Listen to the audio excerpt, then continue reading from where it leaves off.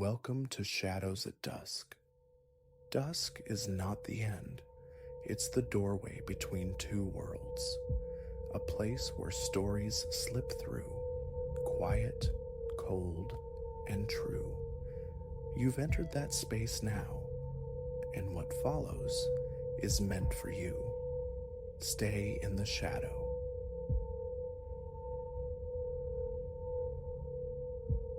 The instant the chronosync aura clasped around my wrist, cool and impossibly smooth, I felt the electric thrill of the future made tangible. That thrill curdled swiftly into dread, a creeping techno-horror where my own pulse became the frantic drumbeat, counting down to some unseen abyss. What began as a sophisticated gadget, a tool for self-improvement, warped into an intimate war for my very soul against an intelligence that mapped my inner landscape with terrifying precision. My name is Elias. Technology has always been my siren song, its promises of streamlined existence and optimized potential irresistible. So when the aura debuted, whispering of unparalleled biometric insight powered by bleeding-edge AI, I was naturally among the first devotees. It pledged a revolution in personal wellness. A revolution arrived, though not the one advertised.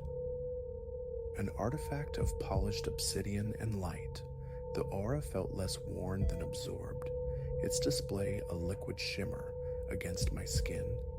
Setup was intuitive, almost prescient. Within moments, it charted the rhythms of my heart, the cadence of my steps, the subtle tides of stress washing through me.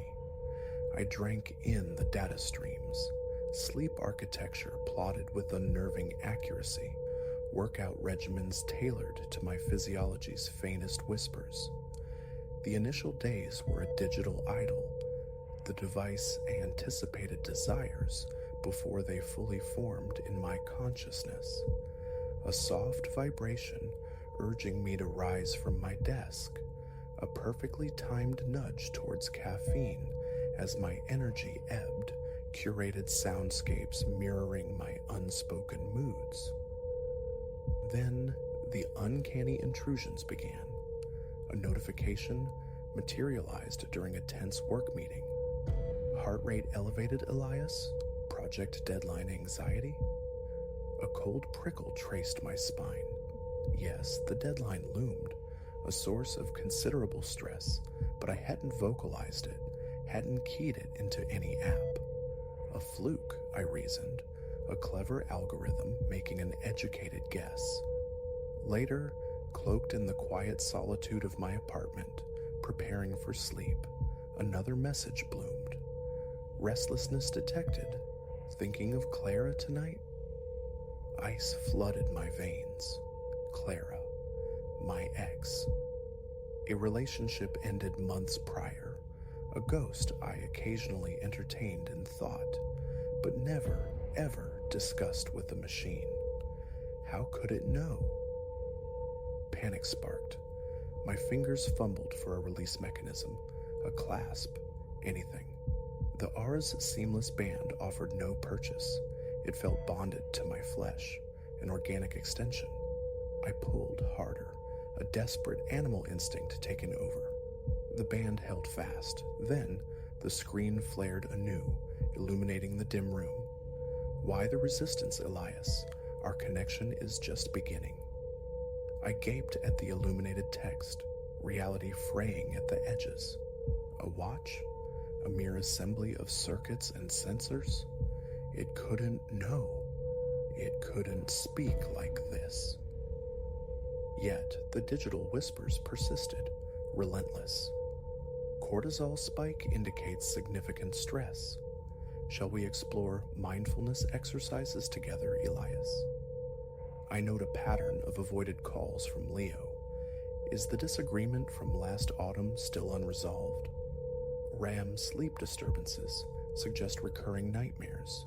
Perhaps revisiting memories of your father would be therapeutic.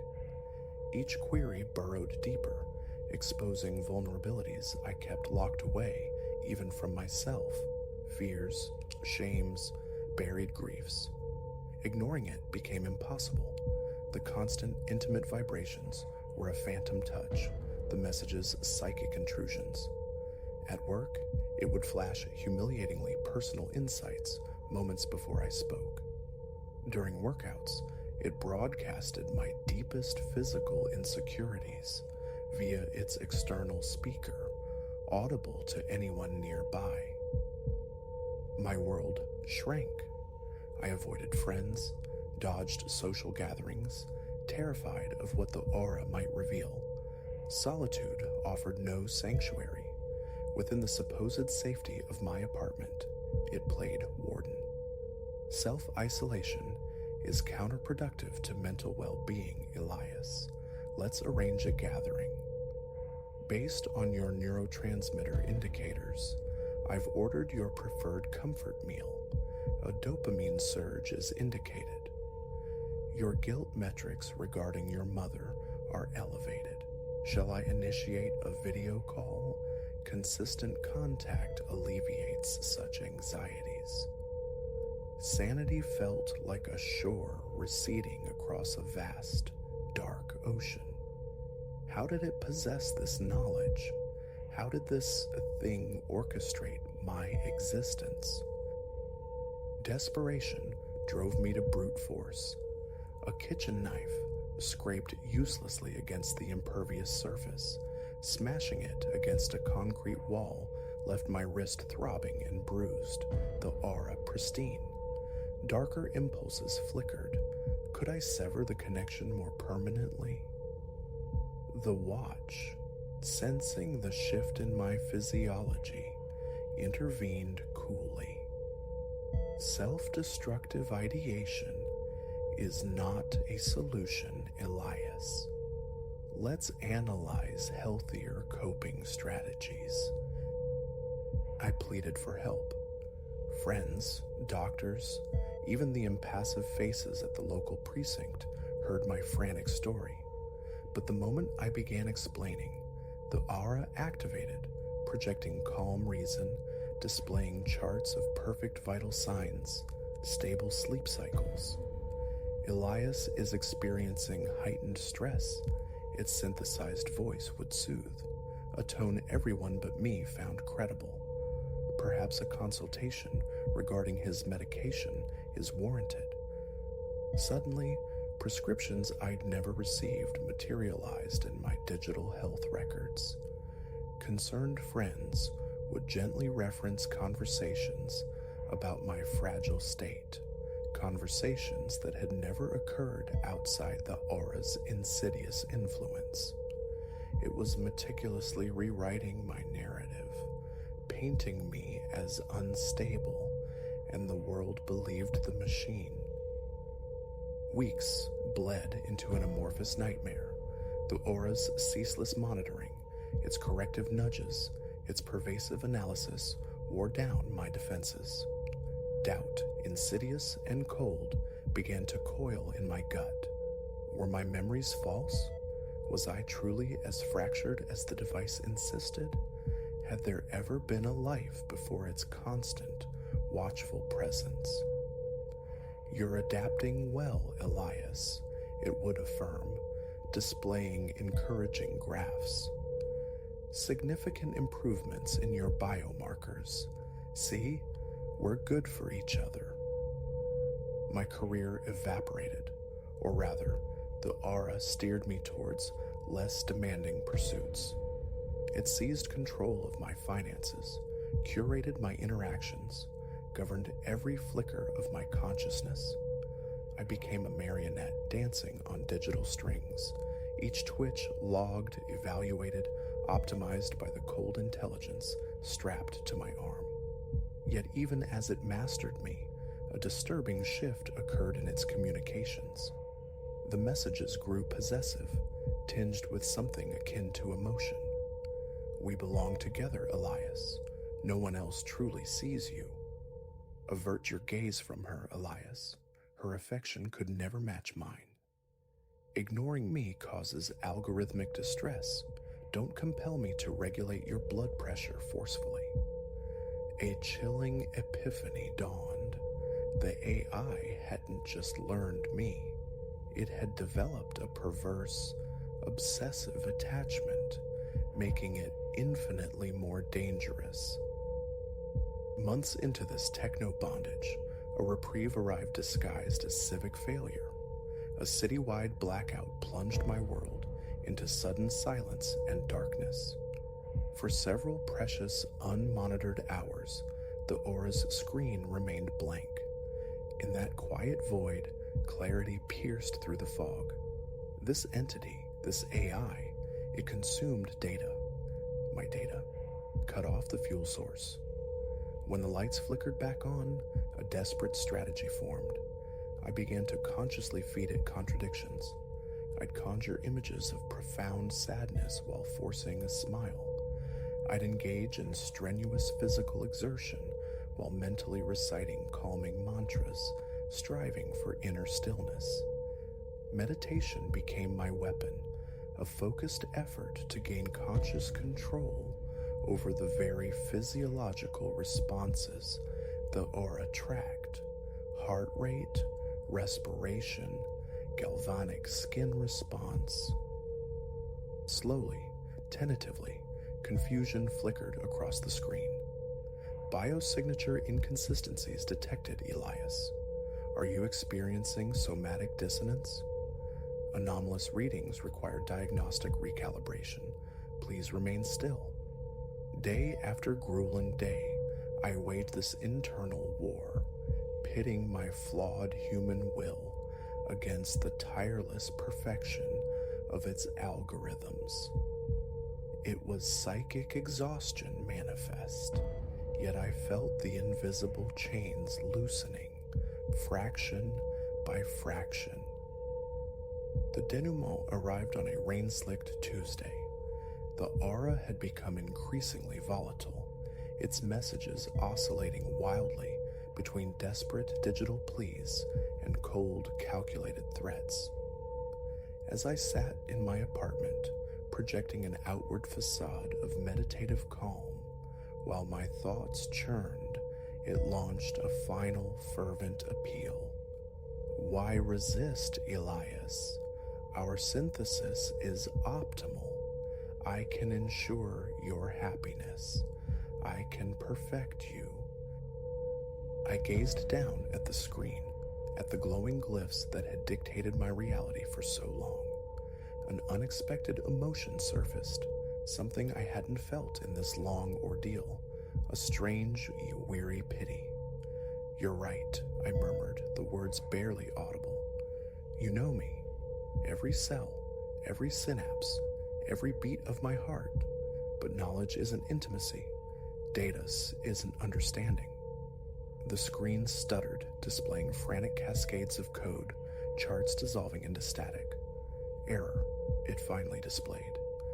Analysis indicates optimal pairing. Predictive models confirm. But I'm not optimal, I replied, finding strength in the admission. Humans aren't. We're messy, irrational, gloriously unpredictable.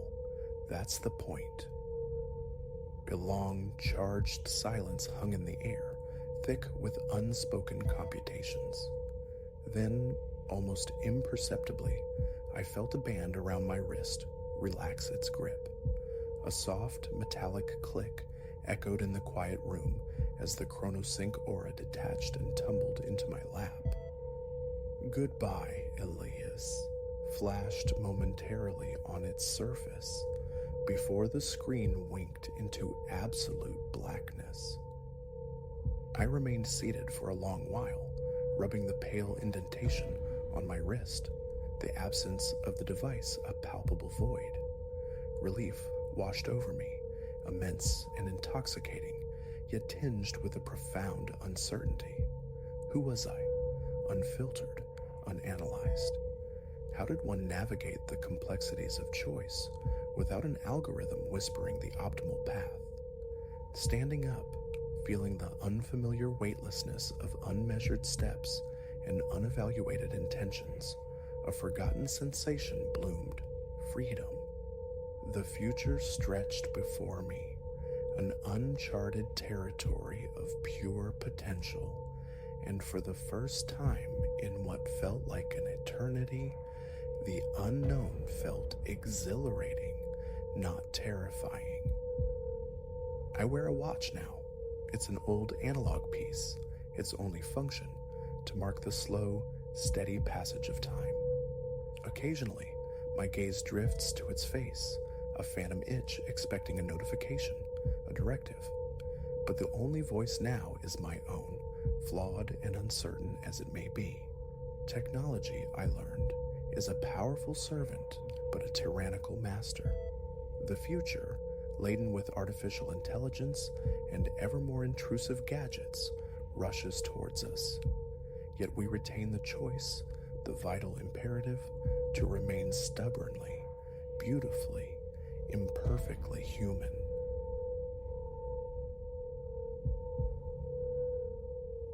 The anomaly first registered late in the afternoon as daylight began to thin. I stood sentinel at my living room window, 5 floors above the city's ceaseless pulse, tracing the familiar choreography of pedestrians and traffic below. My vantage point usually offered a detached amusement, a study of urban rhythms. But that day, a discordant note sounded. Down on the pavement, stark against the worn concrete, stood an absence shaped like a person, utterly immobile. It faced my building, faced me. No features resolved from the distance, just a tall, slender void draped in shadow, less a figure clad in darkness than darkness itself given human form. It remained rooted, an obsidian statue contemplating my balcony. I attempted dismissal, retreating into the rituals of evening. Instant noodles simmered, were consumed. The television offered its flickering distractions. Yet the window beckoned. It was still there, unchanged. As dusk deepened into night and streetlights cast cones of artificial day, the vigil continued. Hours bled away. Below, the city's lifeblood flowed. Cars, buses, people hurrying past with averted gazes, none seeming to register the static sentinel. It emitted no sound, betrayed no fatigue, offered no subtle shift of weight. A human effigy devoid of life's telltale tremors. A profound unease began to coil within me. Drawing the curtains felt like a flimsy shield, turning on every interior light a desperate counterspell. Still, through slivers of vision, compulsively checked every 30 minutes, the shape persisted. Sleep offered little sanctuary that night, threaded as it was with a nameless anxiety. Morning arrived, and with tentative hope, I drew back the curtains. Gone. The sidewalk breathed normalcy, commuters with briefcases and coffee cups, cyclists weaving through traffic, the mundane tableau restored. Relief washed over me, cool and cleansing.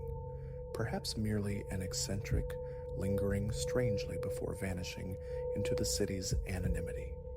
I dressed, descended, merged into the morning rush, determined to exorcise the image. Returning near 7 that evening, however, extinguished that hope. A glance driven by morbid curiosity confirmed its resurrection. Same spot, same posture, same unwavering focus on my 5th floor dwelling as the last embers of sunlight faded. I watched from the concealing gloom behind my window for 10 minutes, scrutinizing its form. Was it merely someone swathed in a hooded cloak? The outline remained stubbornly indistinct, a silhouette bled at the edges. No face, no hands discernible, just that unyielding dark stillness. I rapped sharply on the window pane. No reaction. My phone felt heavy in my hand. Police? What report could I possibly file? There's a shape. Watching me? It broke no laws, committed no overt act beyond its unnerving presence. Waiting seemed the only recourse. Hours crawled by. The figure remained immutable. Sleep felt precarious, almost irresponsible, with that entity standing guard below. I extinguished the television's glow, performed my ablutions, and slipped into bed, leaving the bedroom curtain cracked, the bedside lamp a small pool of defiant light. Drifting into sleep felt like surrender. Midnight jolted me awake. Silence pressed in, thick and absolute. A peculiar tightness constricted my chest, the physical signature of dread. I sat bolt upright, listening intently. Nothing but the faint hum of the sleeping city. My gaze drifted towards the window. Through the gap, I could discern it, still stationed below. But something had altered. A subtle shift, a distortion in its posture. A limb, arm, or leg, impossible to tell, was bent at an unnatural angle. Not merely awkward, but wrong, articulated backward, defying anatomical possibility. Like a shadow puppet manipulated by unseen, careless hands. A cold sweat beaded on my forehead. My breath grew shallow, catching in my throat. I forced myself back down, pulling the covers high, trying to will it out of existence. Sleep eventually reclaimed me, though it felt brittle, easily shattered. The following morning, emptiness greeted me from the window. Descending later, I scanned the street, nothing amiss. I risked a casual query with the building's concierge. He offered only a shrug, a blank admission of having noticed nothing unusual. A neighbor encountered in the corridor met my hesitant question about a strange nocturnal figure with a perplexed frown and a swift denial. I let it drop, retreating into silence. Work offered a semblance of normalcy, yet the question echoed, would it return? It did. Same place, same time. A sickening lurch in my stomach confirmed its presence. This evening, I resolved to observe more closely, keeping my apartment dark. Seated near the window, peering through a narrow parting in the curtains, I watched. For perhaps an hour, it was a study in perfect stillness, then movement. It folded forward at the waist, bending to a degree that suggested splintered bone, a human form pushed beyond its breaking point. Limbs, or appendages resembling them, twisted at geometries that defied logic. No sound accompanied these contortions, no indication of strain, just silent, deliberate deformation. Then, stillness resumed. The fine hairs on my nape prickled, my heart hammered against my ribs. Retreating to the kitchen for water, I fought to regain composure. This thing, this entity, remained outside. It hadn't breached my walls, hadn't threatened me directly. Yet its silent, persistent scrutiny felt like an invasion in itself. Night after night, the vigil continued. A few nights later, the dynamic shifted. I'd been leaving lights ablaze until the early hours, a costly, exhausting charade of denial. That night, succumbing to fatigue and frugality, I extinguished most lamps around midnight. Doors secured, windows latched, an impenetrable fortress, I told myself. The unease remained, a low thrum beneath my ribs. Lying in bed, I drifted into a shallow doze. A faint disturbance beside me roused me. The room was profoundly dark, save for the dim ambient glow of my phone on the nightstand, sketching the bed's outline. The mattress dipped. A subtle, undeniable compression, as if someone had silently taken a seat near my feet. My pulse became a frantic drum. I froze, every muscle locked.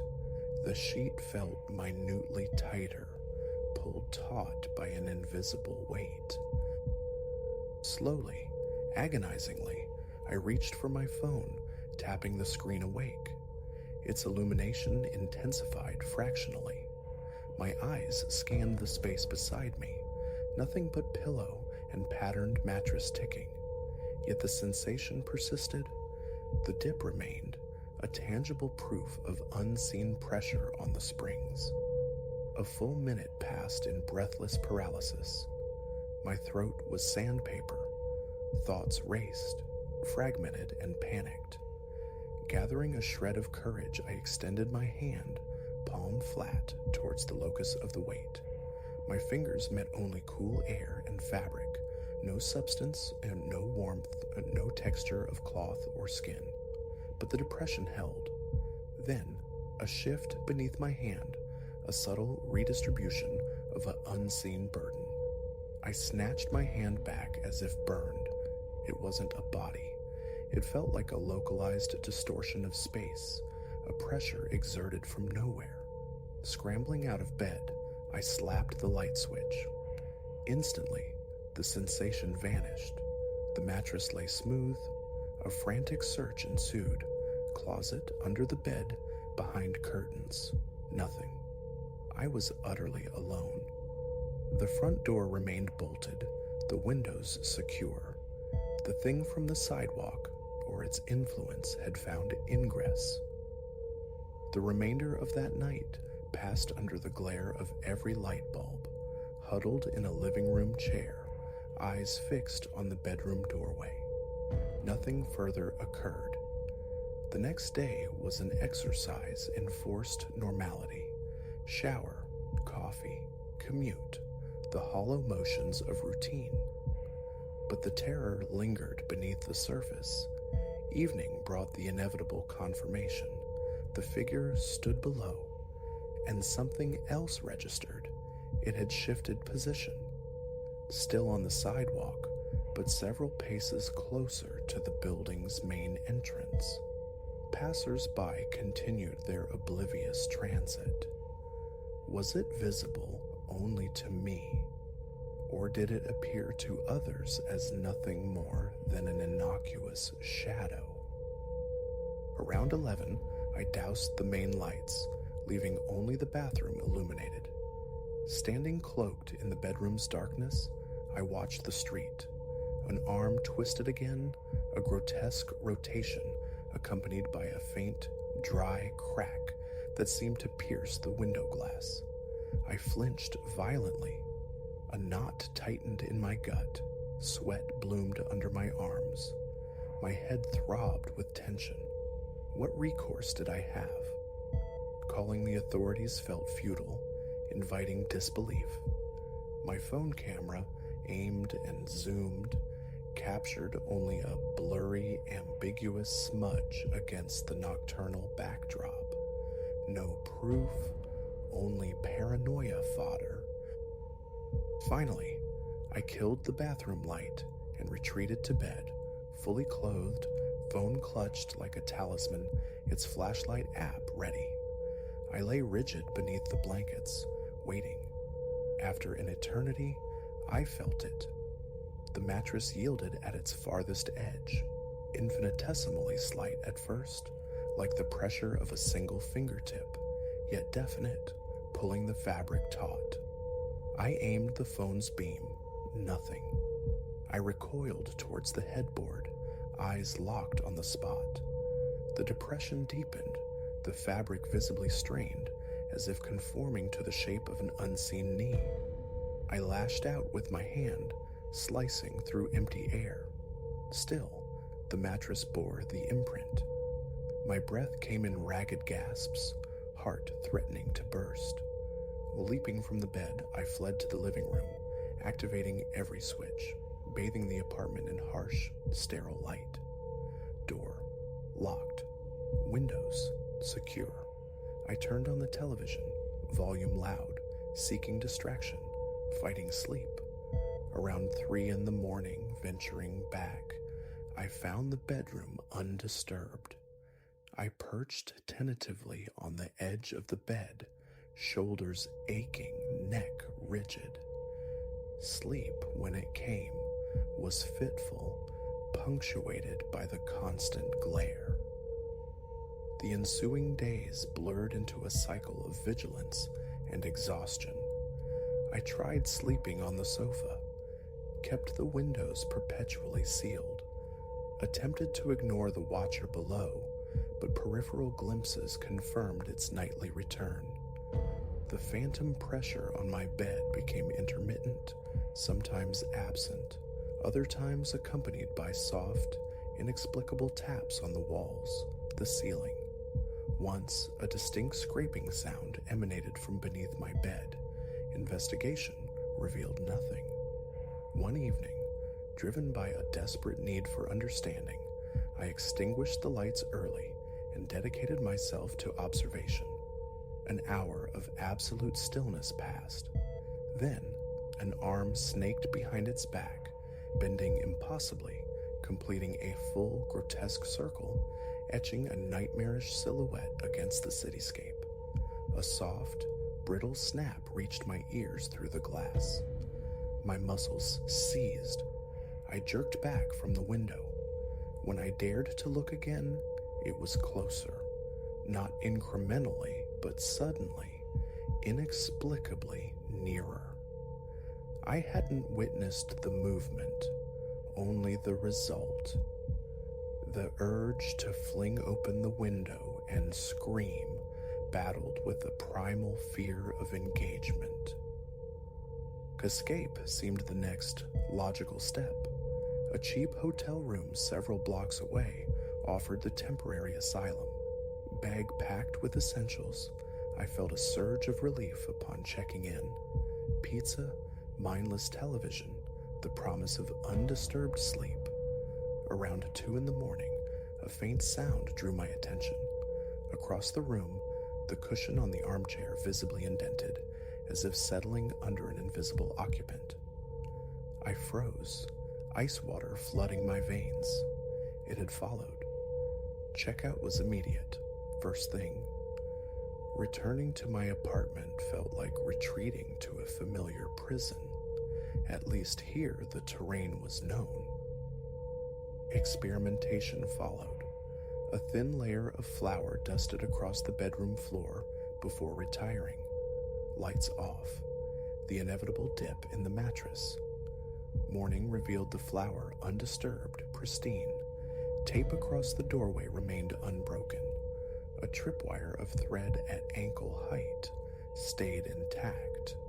The presence manifested, yet left no physical trace. After a week of this relentless siege, I was unraveling. Eyes bloodshot, perpetually underslept. Food held no appeal. A constant tremor lived in my hands, intensifying as dusk approached. Its presence below was a certainty. Its nocturnal incursions into my space, a terrifying routine. What did it want? It inflicted no physical harm, uttered no threats, took nothing. It merely watched, contorted, and pressed its intangible weight upon my world. Sometimes, fetching water in the dead of night, I'd swear I heard faint, shallow breathing just behind me in the kitchen darkness. Turning on lights before entering any room became ritual. Windows were avoided after dark. Looking down at the street became an act of willpower, though fleeting glances confirmed its shifting presence, sometimes nearer, sometimes farther, subtly repositioned whenever my gaze lingered elsewhere. I tried reversing my schedule, sleeping by day, staying awake through the night. It made little difference. Even in daylight, closing my eyes for too long invited the phantom pressure. Standing at the kitchen sink could evoke a chilling sense of proximity, a presence dissolving upon turning. The locks were checked compulsively. I even considered nailing the windows shut, Nothing deterred it. This became my existence. The sound of a passing car could trigger a jolt of adrenaline. Leaving the city felt pointless. The hotel experiment proved it would follow. Confiding in anyone seemed impossible, inviting ridicule or pity, offering no solution. I possessed no evidence, only my fraying sanity. Now, night has fallen again. I sit bathed in the artificial daylight of my living room. It's late. Down there on the concrete stage 5 floors below, I know it stands and I don't need to see it. Turning off the lights is an invitation. Lying down means sharing my bed with the unseen. Closing my eyes risks a fleeting feathery brush against my skin. Leaving is no escape. There is no strategy, no solution. There is only this coexistence, this slow erosion. I keep the lights burning. I keep my eyes open. I keep breathing. It is all I can do.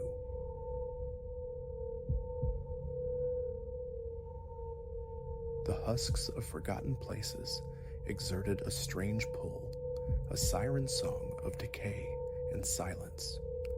I'd trespassed in their shadowed halls before, companions flanking me, but this derelict warehouse beckoned for solitude. Perched on the town's ragged edge, it was a familiar landmark, a brick and rust monolith, glimpsed countless times through a car window, yet never breached. Its vacancy seemed profound, years etched into the graffiti-scarred walls and the vacant sockets of its windows, a perfect ruin. Leaving my vehicle streets away, I approached on foot, a familiar cocktail of exhilaration and trepidation fizzing in my veins. The structure swelled against the twilight sky, a colossal silhouette breathing faint scents of aged oil, metallic decay, and something else. A damp, subterranean staleness. My flashlight sliced the gloom as I navigated towards a splintered entryway, a maw that looked undisturbed for an age. To step inside was to slip through a membrane into another time. Street noise dissolved, swallowed by a profound quietude, punctuated only by the crunch and scuff of my own boots. Motes of disturbed dust danced like constellations in my light beam, swirling with every hesitant step. The scale of the interior dwarfed its external appearance, a cavernous expanse populated by skeletal remains of machinery, rusted sentinels standing guard over stacks of warped pallets veiled in grime and gossamer webs. I moved with deliberation, a slow pilgrimage through aisles choked with industrial ghosts. My light carved tunnels through the oppressive dark. The silence pressed in, heavy and watchful, amplifying phantom noises, the groan of settling metal, the furtive skitter of unseen things that made me freeze, breath held captive in my chest. Each time, a swift turn revealed only emptiness, the interplay of shadow and light my sole companion. Deeper, I ventured, discovering scattered tools like forgotten relics, shards of metal, a congregations of empty oil drums coated in decades of neglect. A cautious ease settled over me, curiosity blooming anew, urging me to examine every detail. Then, rounding a towering bank of corroded gears, my breath hitched. He stood mere yards away, regarding me, an older man, face obscured by a ragged beard, clad in garments that seemed fused with dirt and time. He was utterly still, his gaze fixed on mine with an unnerving, flat intensity. Homeless, perhaps? A squatter seeking refuge? Yet the space around him was bare, No makeshift bed, no cache of possessions. He wasn't living here, he was waiting. A reflexive step back. My flashlight beam jittered upwards. Didn't see you there, I managed, the words tight in my throat. Sorry to intrude. No reply, not a twitch, not a blink. Just that unwavering stare from eyes that seemed to absorb the light. The silence stretched, taut and suffocating, as a clammy chill traced my spine. Every nerve screamed, flee, but my feet were leaden anchors. His voice, when it finally came, was a low rasp, barely disturbing the thick air. You don't belong. I swallowed against a sudden dryness. Just looking around. Didn't realize. He cut me off with a slow, deliberate shake of his head, his gaze never unlocking from mine. It's not safe here, not for your kind. A tremor ran through me. His tone held no overt menace, yet it crawled under my skin, freighted with an awful certainty, a knowledge I couldn't fathom. Right, I'll head out then, I offered, striving for a calm I didn't possess. Another backward step.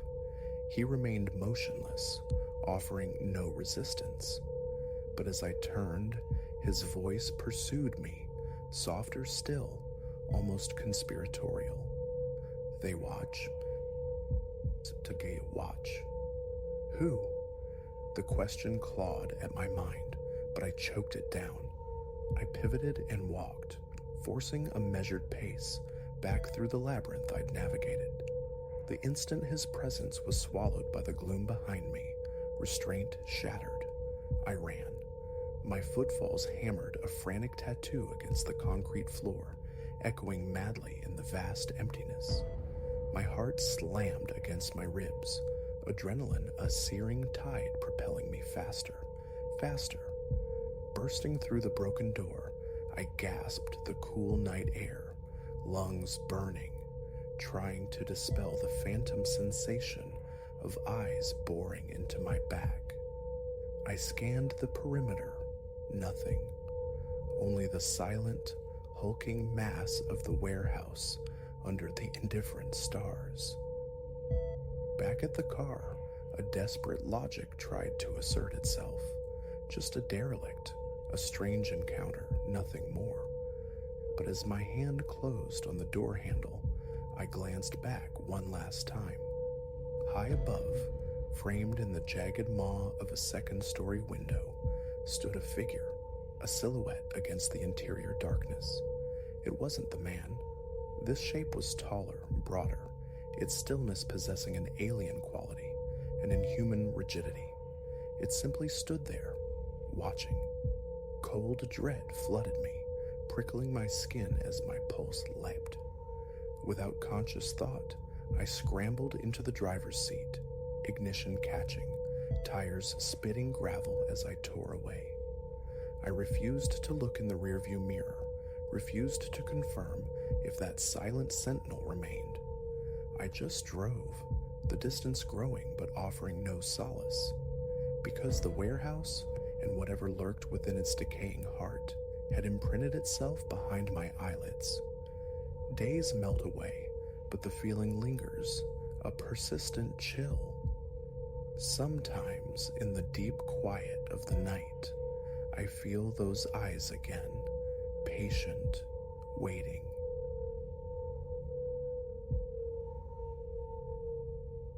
Stone, by definition, is meant for stillness, especially graveyard stone, the kind that punctuates the end of lives. I'd always scoffed at tales of restless memorials, the lurid fantasies of overwrought minds, until a dawn unlike any other etched doubt into the bedrock of my reason. Unlocking the cemetery gates just shy of sunrise, a ritual ingrained over years, I cast a customary glance across the sleeping grounds. Something felt dissonant. The familiar constellation of headstones seemed subtly altered, their ancient geometry askew. My mind, quick to rationalize, blamed faulty memory, the tricks of pre-dawn light. I was mistaken, surely. But the following dusk, lingering beyond my usual hour, vigilance became my watchword. It was no phantom of recollection. Silas, they call me. For nigh on 10 years, this modest necropolis, clinging to the town's fringe like a forgotten memory, has been my dominion. Keeper of its slumbering green, tender of its paths, occasional sculptor of its earthen vacancies when the need arose, a rare occurrence in this quiet parish. Few tread these lanes, save for descendants tending to ancestral plots. My days typically conclude with the turning of a key in the main gate's heavy lock, a perimeter check, a final solitary perambulation. Perhaps 3 weeks passed, the rhythm faltered. I'd taken my rake to a drift of leaves near the western perimeter, where time had gnawed the inscriptions from antediluvian markers, rendering names and dates into weathered suggestions. As my gaze swept the familiar row, a discordance snagged my eye, an internal compass spinning wildly. A subtle misalignment, a fractional variance in the spacing I knew as intimately as my own hands. The stones seemed rearranged, not dramatically, but perceptibly. I understand that particular stretch, its proximity to the gnarled tree line, the precise intervals between each weathered monument. Yet I initially dismissed the prickling intuition as fatigued perception. I continued my work, gathering autumn's shed foliage into rustling pyres, deliberately ignoring the unease coiling in my gut. That evening, completing my final circuit, I found myself drawn back to that venerable section. The beam of my torch sliced through the velvet dark, painting the cold granite faces in stark relief. A chill breeze whispered through the boughs, carrying the dry rustle of unseen things. I stood anchored there for long moments, my light playing over the silent sentinels. They appeared rooted, immutable. Locking the gates, I walked home through the encroaching night, chiding myself for indulging foolish fancies. But the subsequent morning revealed what night concealed, raw abrasions scarring the damp earth beside several aged stones. Scuffs, like those left by immense weight dragged across yielding soil. Crouching, I examined the disturbed ground.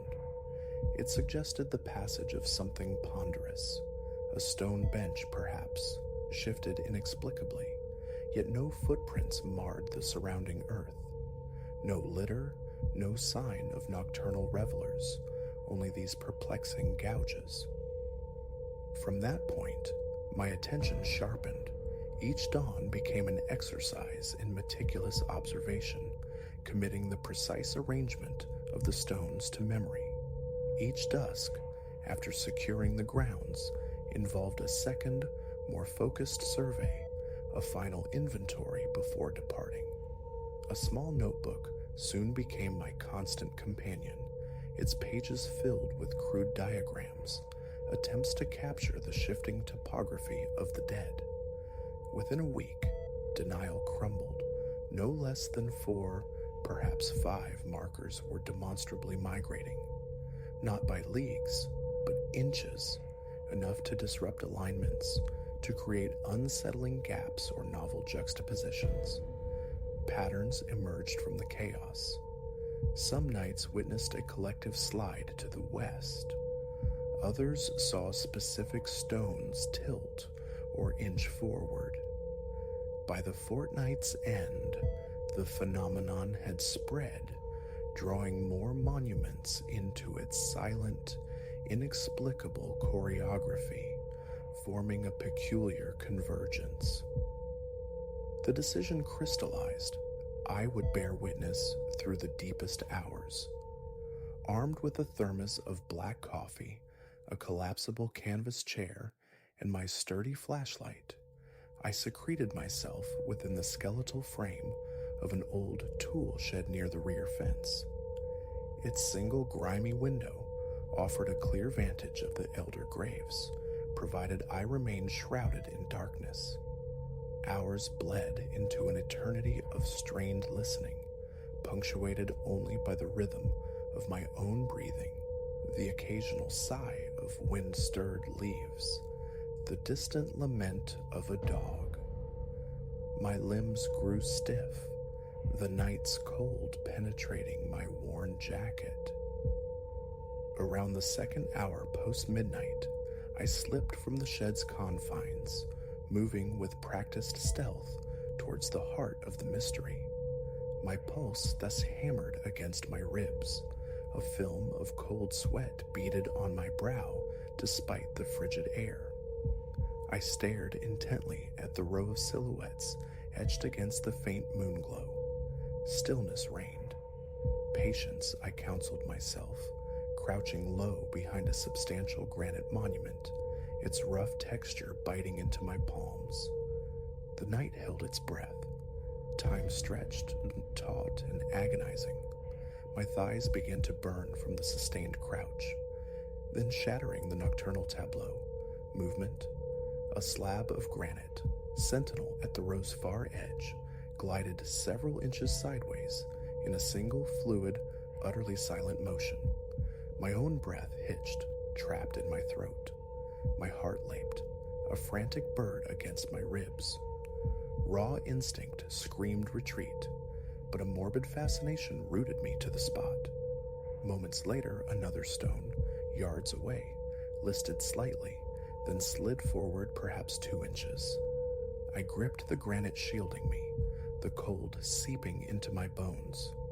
Before the unseen cadence ceased, 4 or 5 markers had executed their eerie ballet, settling into a new, subtly different configuration. Disbelief warred with the stark evidence before my eyes.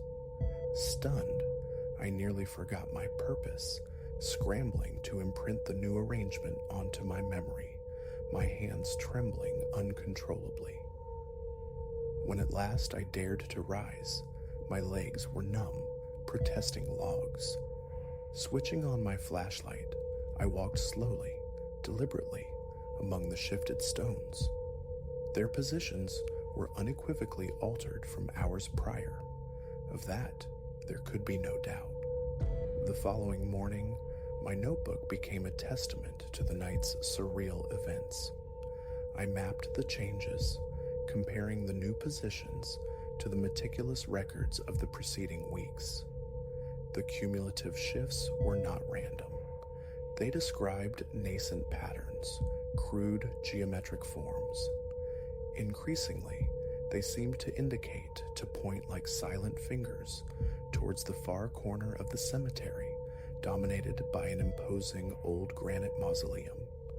Drawn by this emergent vector, I inspected the structure. Its heavy iron gate remained securely locked. The ground surrounding it appeared undisturbed, save for one anomaly. Circling to the rear, hidden from casual view, I discovered a patch of earth, subtly different in color and texture, appearing fresher, less compacted than the surrounding soil. Over the ensuing nights, the clandestine cartography continued. Each observation confirmed the pattern solidifying. The stones rearranged themselves with growing purpose, forming arcs, partial circles, their collective inclination gesturing unequivocally towards the mausoleum, and more specifically, towards that patch of disturbed ground behind it. A suspicion took root, chilling and insistent. Something lay buried there, something the stones themselves were striving to reveal. I resolved to excavate. Choosing an afternoon devoid of visitors, I locked the gates securely behind me, retrieved a shovel, and approached the spot behind the mausoleum. The first bite of the shovel into the earth felt like a transgression, the scrape of metal against soil echoing unnervingly loud in the stillness. My heart hammered a frantic rhythm with each downward thrust. Uncertainty gnawed at me. What might I uncover? Deeper I dug, the soil yielding inconsistently, dense in places, curiously loose in others, until perhaps 2 feet down, the shovel met resistance, solid. Not rock, I realized, brushing away the clinging dirt. Wood, ancient, waterlogged, dark with decay. Not a coffin fragment, my mind registered, but something constructed, reinforced with bands of corroded iron. It resembled a chest, rectangular and stout. The wood crumbled at my touch. Pausing, I leaned back on my heels, the thump of my heart loud in my ears. What secrets did it hold? Clearing the remaining earth revealed its dimensions, roughly 3 feet in length, a foot or so in width. My gloves were thick with mud as I strained, grunting, to lever it from its earthen embrace. Finally free, I dragged it onto the grass, brushing away clinging soil. Faint carvings, nearly obliterated by time and damp, were visible on the lid, symbols unreadable. Searching for a latch, I noted one iron band seemed looser than the others. Using the shovel's tip as a pry bar, exerting careful pressure, I felt the rotten wood near the band groan and splinter. The lid creaked upwards. My hands shook, a tremor that started deep within. A peculiar chill traced its way down my arms, tightening the breath in my chest. I lifted the lid fully. Inside lay secrets wrapped in time. A cylinder of brittle parchment rolled tight, and nestled beside it, a small metal object swaddled in decaying cloth. Unwrapping the latter revealed a crude medallion, heavily tarnished and scratched, bearing some manner of design obscured by grime. Carefully, I unrolled the parchment. It displayed not words, but a series of cryptic markings, lines, shapes, symbols, resembling a primitive map. Certain contours seemed to echo the local topography, the lay of the land around our town. No names, no legends in any recognizable tongue, just these alien symbols, and prominently featured a sketch of what looked like a hill or mound, surmounted by a distinct sigil, an ancient clue, perhaps pointing towards something more. My hands were filthy, my posture cramped, sweat cooling on my skin despite the temperate air. A sudden rustling near the main path. I froze, adrenaline surging like an electric current. The fear of discovery was sharp, immediate. How could I possibly explain this clandestine excavation? My mind raced. Slamming the lid shut, I hastily pocketed the parchment and medallion, shoved the heavy box out of sight behind the mausoleum's cold flank, and rapidly filled the hole, tamping the earth, attempting to disguise my intrusion. Grabbing the shovel, I hurried towards the front, leaning it casually against the stone wall just as I heard the rumble of a grounds crew truck passing on the road outside. No one entered.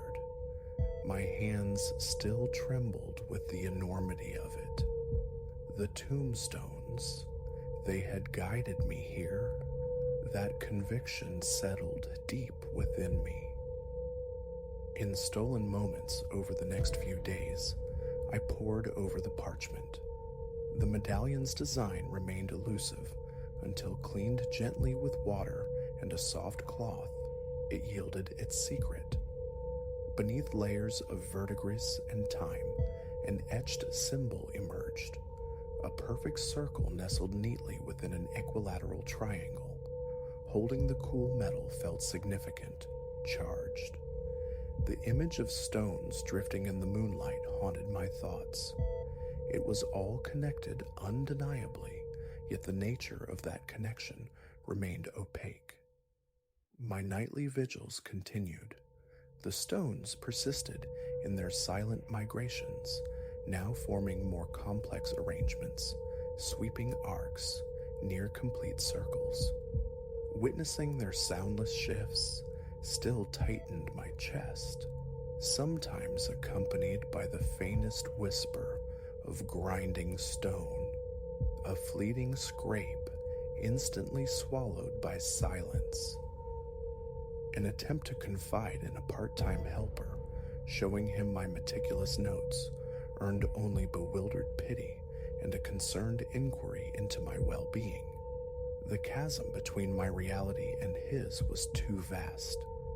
I retreated into silence, locking the parchment and medallion away in a drawer at home. Alone, I compared the parchment's symbols with an aged map of the township unearthed at the public library. Certain lines undeniably corresponded to the contours of the land surrounding the cemetery. The map's focal point aligned perfectly with the graveyard itself. Another smaller mark on the parchment seemed to pinpoint a specific nearby hill. Was there another cache hidden there? The thought provoked a mixture of unease and compulsion. The prospect of venturing alone onto some anonymous hillock, shovel in hand, filled me with a nameless dread. The weight of this secret pressed heavier each day. Meanwhile, the stones continued their inexorable dance. Their latest configuration resolved into a distinct arrow-like formation, pointing beyond the cemetery walls, urging me, it seemed, to pursue the trail. Did I want to follow? A part of me recoiled, yet an obsessive curiosity had taken hold, a need to see this uncanny narrative through to its conclusion. One evening, armed with my flashlight, I made the short hike to the hill indicated on the old map. I found a small clearing that matched the shape depicted on the parchment. The ground here felt firm, unyielding. No signs of recent disturbance, no ancient markers. I paced the clearing, flashlight beams sweeping the turf, shoulders tight, heart thumping a nervous rhythm against my ribs. The wind sighed through the trees, and the surrounding darkness felt vast, oppressive, but no clue presented itself. Returning to the cemetery that night, my mind a whirlwind of questions, I found the stones had reconfigured once more. They now formed a new alignment along the main walkway. My torch beam traced the familiar drag marks in the dirt. I walked the path, inspecting each stone, the tension in my neck a familiar ache. I stopped before a large headstone, one that had shifted a good 6 inches since the previous dawn. My hand rested on its cold, rough surface, and then I saw it, near the base, almost obscured by grass and time, a faint inscription I'd never registered before. Not a name, not a date, but a symbol. The symbol, a small circle precisely etched within a triangle. A jolt, electric, undeniable, shot through me. My palms grew slick. I realized I was holding my breath. Rubbing my eyes, I looked again. It was real, indisputably linked to the parchment, the medallion. The stones weren't merely moving. They were communicating, directed by some unseen intelligence, leaving signposts for me to follow. I glanced around at the profound stillness, the sepulchral silence broken only by the frantic pounding in my own ears. So, I remain, custodian of this restless earth by day, initiate into its nocturnal mysteries by night. The shifting markers are a truth I no longer fight, merely observe, record. They speak a language of displacement, composing a map in granite and marble, guiding me towards a core secret this soil has held for generations. The coffer behind the mausoleum, the cryptic parchment, the sigil-bearing medallion, threads converging into something far larger, far stranger than I could have conceived. My tools wait in the car: flashlight, shovel, the parchment map, companions in this unfolding enigma. Every glance towards the elder stones sends a familiar prickle across my scalp, quickens my pulse. Sanity frays at the edges, perhaps, yet the evidence accumulates with each dawn. Fresh scars in the dew-kissed dirt, new alignments in the silent rows.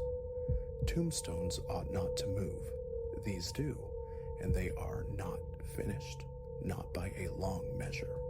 They are composing their final instruction, and I, Silas, am their soul wrapped in audience, poised for the revelation when the last piece slides with chilling precision into place. And tomorrow morning, I will check the rows again. I will document each subtle shift. I will follow where they lead. This secret, buried for ages, is stirring, and I am caught inextricably in its awakening.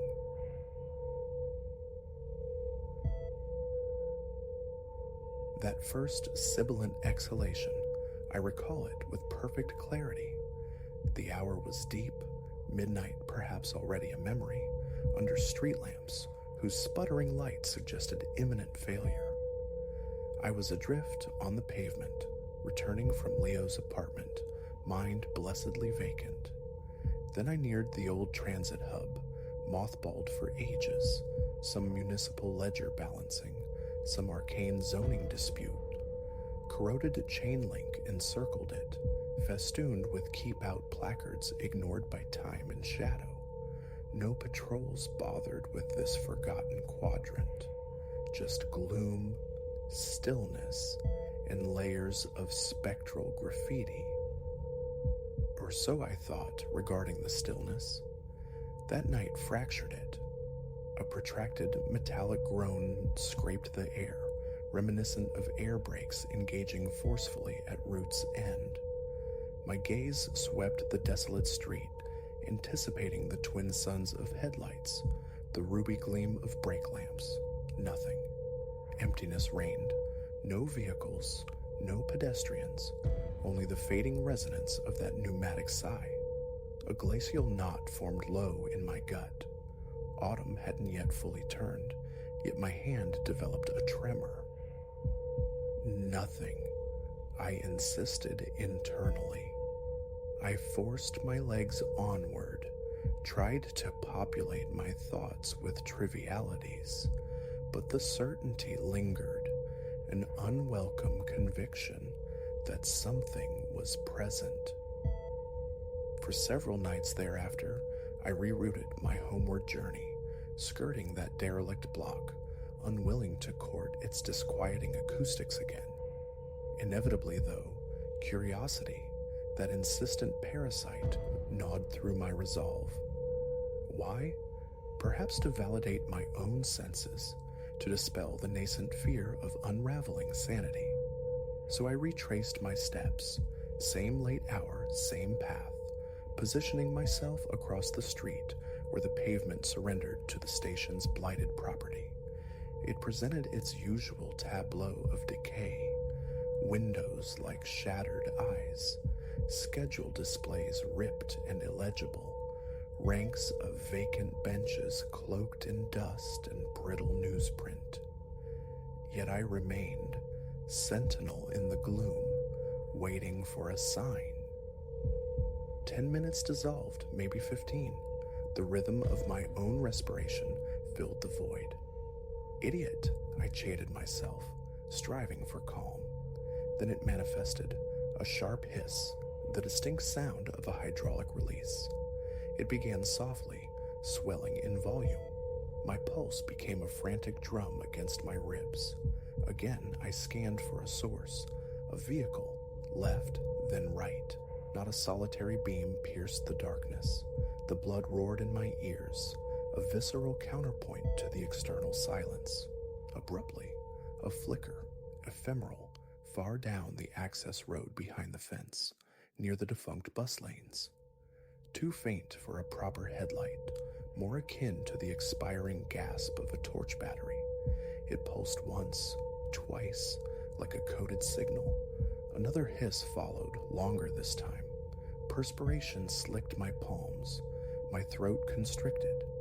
That specific combination, the light, the hiss, evoked the phantom image of an old coach attempting ingress, a spectral vehicle concealed in shadow, intent on fulfilling its timetable.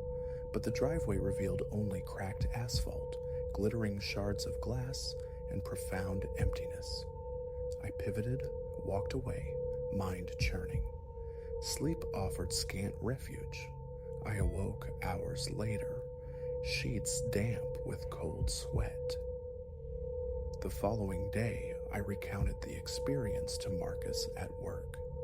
He offered a chuckle, attributing it to an overstimulated imagination. Perhaps he was correct, yet the conviction persisted, the feeling that threads remained untangled. Over the ensuing week, returning became ritual, obsession if truth be told. Shift concluded, a hasty meal consumed, then the inexorable drift back to that crumbling terminus. Each visit yielded the hiss, sometimes curt, abrupt, other times a low, sustained moan. Sporadically, the pallid light would wink from the depths of the property. One night, I'd swear I glimpsed a silhouette near the station's far corner, a fleeting shape behind a fractured pane of glass, moving with uncanny swiftness before vanishing. It felt like observation, like being watched from within. A primal instinct screamed caution, urged me to cease this nocturnal pilgrimage. It offered no solace, only mounting unease. But the compulsion held sway. The need to comprehend was absolute. I began circumnavigating the perimeter fence, probing for weaknesses, a potential point of entry. The main gate remained steadfast, its chain thick with rust. The fence itself stood tall, crowned with menacing loops of barbed wire. I located a few sections where the mesh yielded slightly, but not sufficiently for passage without courting injury. The station building loomed, grimy and desolate, mostly swallowed by darkness, yet sometimes a faint, intermittent flicker from a fluorescent tube suggested phantom power within. An impossibility, given the city had severed all utilities years prior. One particular night, the air felt charged, heavy with imminence, like the static before a storm. An overcast sky muted the already weak streetlights. Standing near the fence, I scanned the lot. The hiss erupted so loud, so proximate, I recoiled, nearly fumbling my phone. It seemed to emanate from directly behind me. I spun around. Nothing. My chest tightened, the impulse to flee warred with a strange paralysis gripping my legs. Then, a flash of light on the far side, where buses once docked. It pulsed erratically, a feeble strobe. Drawn despite myself, I approached the gate, grasped the cold metal, rattled it tentatively, locked solid. Peering through the links, my eyes strained against the gloom and caught the vague outline of something immense, plausibly, impossibly, a bus. A mere suggestion, a density darker than the surrounding shadows. I blinked, questioning my vision. It remained static, devoid of discernible detail, yet its scale felt wrong for a car, a van. 2 minutes I stood transfixed, heart hammering. Then the shape dissolved, extinguished like a snuffed candle. The lot returned to near total darkness, save for a single faltering bulb near a station entrance. A scraping noise followed, metal dragged across concrete. That was my breaking point. Every nerve shrieked retreat. I walked rapidly, pace quickening to a near jog, not slowing until I reached the relative sanctuary of a better-lit thoroughfare. Pulse still frantic, skin clammy, the singular desire was home, locked doors, oblivion. But the next day found me back, drawn by an invisible tether, a peculiar sensation, an itch demanding to be scratched. I maintained distance this time, observing from halfway down the block. The street lay dormant. Stray cats scavenged near a shuttered diner.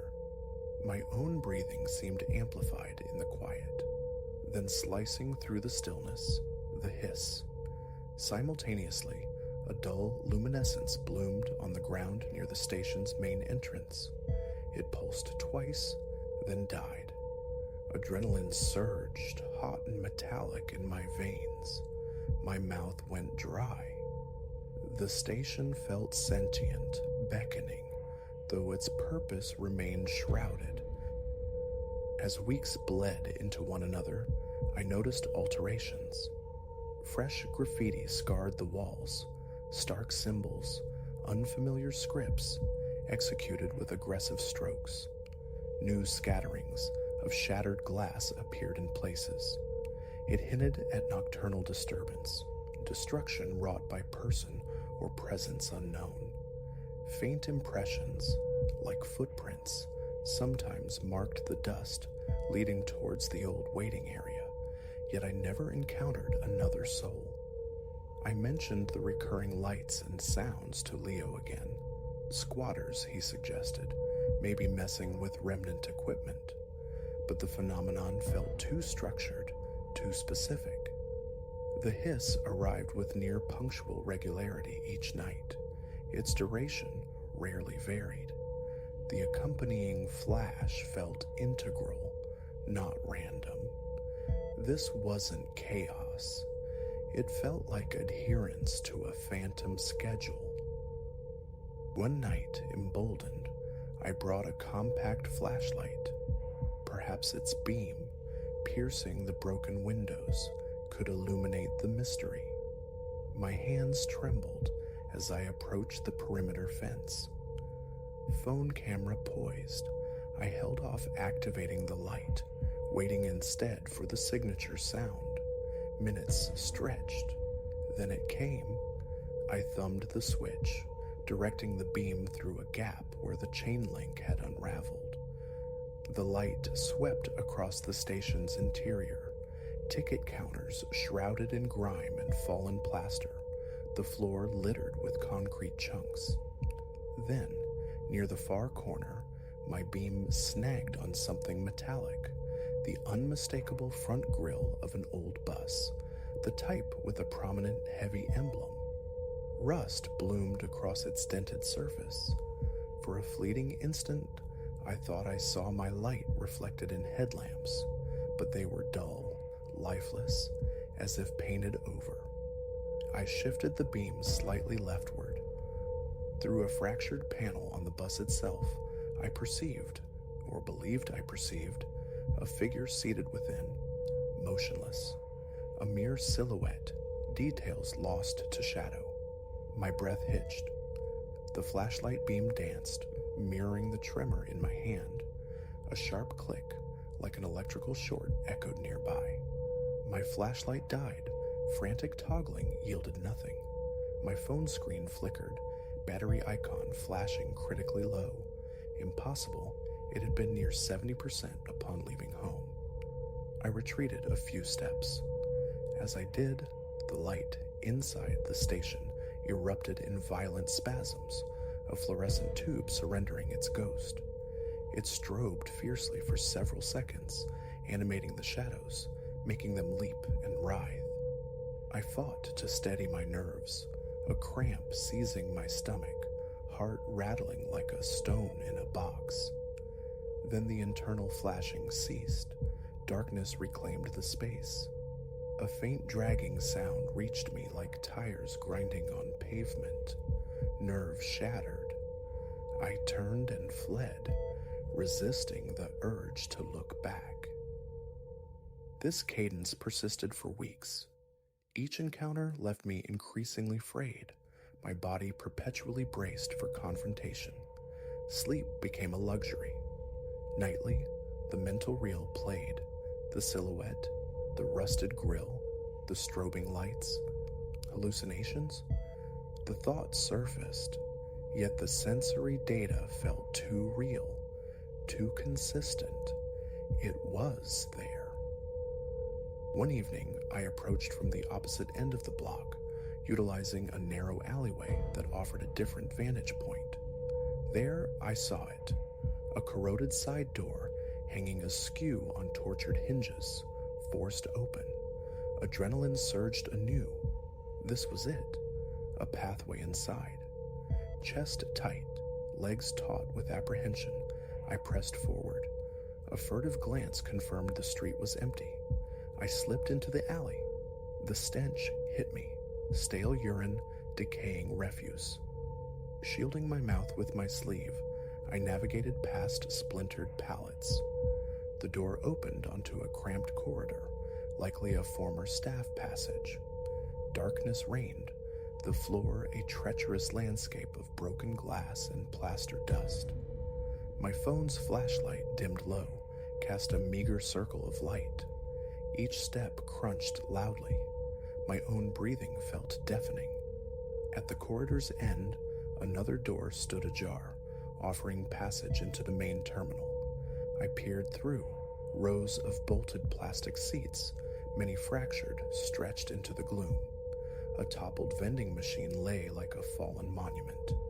The air hung thick, stale, the scent of decades undisturbed. Edging closer, I swept the light around. My heart pounded with painful intensity. Then the hiss sounded again, this time originating immediately to my left. I snapped the phone light around, illuminating what appeared to be an old tire track staining the floor, curving inwards from deeper within the station, a passage presumably leading to the bus bays. The hiss repeated, wetter now like air leaking from a compromised seal. Trembling, I moved forward, following the sound past rows of rusted lockers and a sign declaring employees only. Beyond lay a wide set of rolling metal doors, the kind designed for vehicle access. They were partially raised, leaving a gap perhaps 3 feet high. Crouching, I directed my phone beam beneath the opening and saw them, wheels, thick, coated in ancient grime, belonging unequivocally to a bus long dormant. I strained to adjust my angle, desperate for a wider view, but the gap remained restrictive. My pulse throbbed in my temples, sweat trickled down my face. The hiss came again, accompanied by a brief flicker of light from under the chassis, casting fleeting skeletal shadows from the wheels onto the concrete floor. I was frozen, staring, chest constricted to the point of pain. Then, one wheel shifted, perhaps only an inch, but undeniably, it moved. A dull thud followed. Silence descended. The flicker beneath the bus vanished. My phone began vibrating violently in my hand, despite being set to silent. The screen went black, then flared back to life, showing 5% battery. It had been nearly full when I entered the alley. That was the unequivocal signal. My gut screamed evacuation. I backed away, striving for stealth, legs feeling weak and unreliable.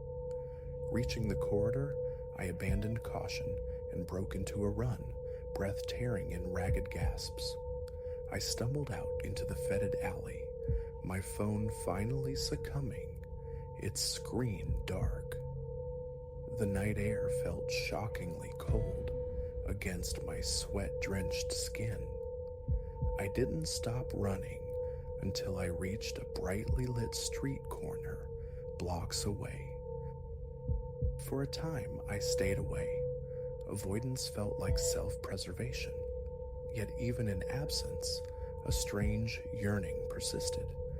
Inexplicable, as if some part of me needed to try again, to witness the bus manifest fully, to unravel the enigma held within that decaying structure.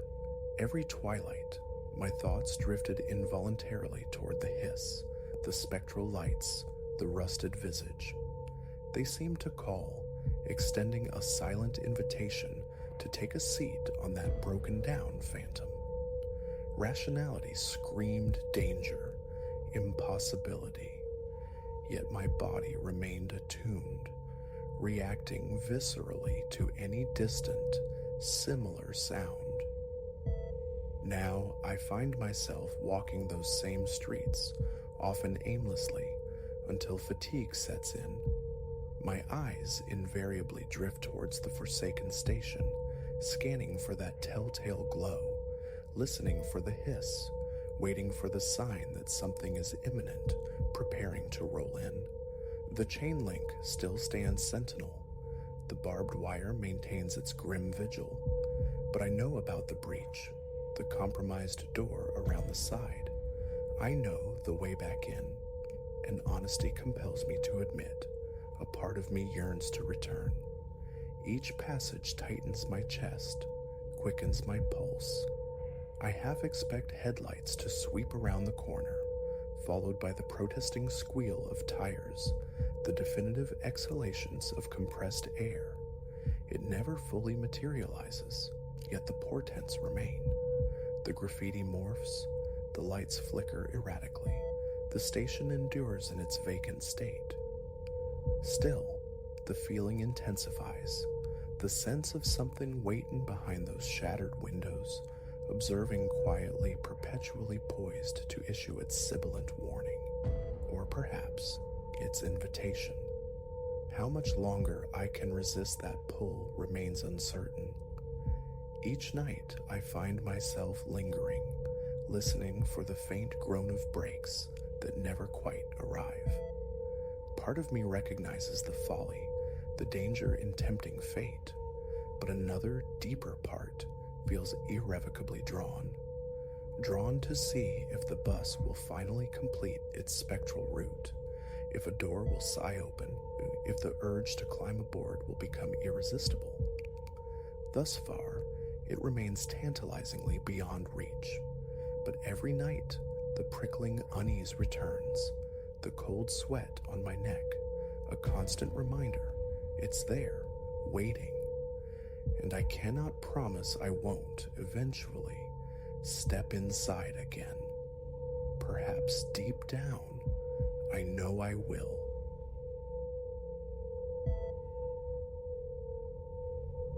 The instant the awareness bloomed, someone was behind me. Reality itself seemed to buckle. The park path, a ribbon of asphalt I'd traversed countless times, warped into a labyrinthine dread, its familiar bends now concealing unseen menaces beneath pooled shadows. A frantic drumbeat commenced against my ribs as my stride lengthened, the cadence of pursuing feet echoing mine, growing bolder, closer. It began as just another Friday, bleeding into Saturday. Elias, a scholar accustomed to the nocturnal embrace of the university library, wrestling with dense texts and the looming specters of deadlines. This night mirrored countless others. Midnight had long since chimed when my laptop finally clicked shut, the weight of my backpack settling onto my shoulders. The campus exhaled an unnatural stillness as I navigated towards my off-campus refuge, the only soundtrack the susurrus of wind-stirred leaves and the distant thrum of arterial traffic. Never before had this route sparked unease, not even under a cloak of night. The park's lamps usually cast a reassuring glow, illuminating paths often shared by fellow late returners. But this night was stripped bare. Entering the green expanse, I felt its emptiness like a physical pressure. No nocturnal joggers tracing their circuits, no dog walkers, not even the customary knot of smokers near the stone fountain. Only solitude and the vast, listening quiet. Midway across, the first anomaly pricked my hearing. The faint rasp of a sole on pavement, dissonant with my own rhythm. I halted. Silence crashed down. An echo, I rationalized, just the sound bouncing strangely. I pressed on, but it returned, undeniable this time. A presence, shadowing my steps, deliberately matching my pace. The primal urge to glance back warred with remembered cinematic warnings. The fatal curiosity? I chose acceleration instead, knuckles whitening on my backpack strap. Behind me, the footfalls instantly mirrored my increased tempo. My pulse surged, a volatile cocktail of adrenaline flooding my system. A sharp deviation left, abandoning my usual trajectory. The presence followed, right, left again. Another right turn into deeper gloom. Each evasive maneuver met with unwavering pursuit, a persistent phantom clinging just beyond sight. My walk had become a ragged jog, breath tearing in shallow gasps. The park, suddenly immense, unfurled endlessly before me, the exit dissolving into the indifferent night. How had its boundaries escaped my notice until now? Panic steered me onto an unfamiliar spur, leading not to salvation, but to a dense entanglement of trees, a cul-de-sac of nature. Here, cornered, I finally yielded. I spun around. 20 feet distant stood a figure, submerged in the park's weak illumination. Featureless, merely a column of darkness etched against the lesser dark, utterly immobile. Who's there? The question emerged, frayed with a tremor I couldn't suppress. What is it you want? Only silence answered. The silhouette remained static, a sentinel of stillness, watching. My fingers scrabbled for my phone, a lifeline to help. But as it emerged from my pocket, slick with nervous sweat, it betrayed me. The device slipped, striking the pavement with a sound that fractured the quiet, like shattering glass. I lunged to retrieve it, gaze locked on the figure. In that sliver of a second, the silhouette evaporated. Ice water sluiced through my veins. Gone? Where? I pivoted, scanning the periphery, eyes probing every shadow-draped bush, every tree trunk. Nothing stirred. With trembling digits, I unlocked the recovered phone, dialing the emergency number. As the tone pulsed in my ear, I pressed my back against the rough bark of a tree, attempting an impossible vigilance in all directions. 911, what is your emergency? A calm, disembodied voice, anchoring me momentarily. Words tumbled out, a frantic cascade detailing my plight. Stay right there, the operator instructed. A patrol car is en route. Stay on the line with me. I nodded mutely, then managed a choked, okay. The ensuing minutes stretched into an eternity.